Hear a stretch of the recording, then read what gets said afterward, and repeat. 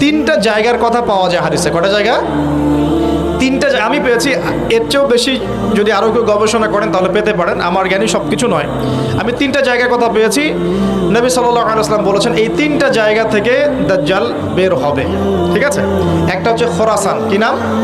খোরাসান। খোরাসান মূলত ওই যে খাইবার পাখতুন থেকে শুরু করে আফগানিস্তান, ইরান, এই পুরো কন্টিনেন্টটাকেই আসলে খোরাসান বলা হয়।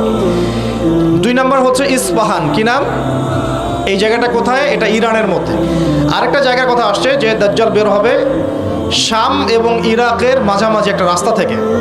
শাম মানে হচ্ছে ফিলিস্তিন, জর্ডান, লেবানন, এই যে পুরো কন্টিনেন্টটা আছে এটার নাম শাম। কি নাম? শাম। সিরিয়া আছে এর মধ্যে।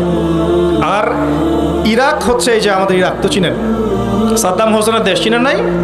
আচ্ছা, তো এর মাঝখান থেকে একটা রাস্তা থেকে মাসিহুদ দাজ্জাল বের হবে। একটু ভূগোল ঘাটবেন, একটু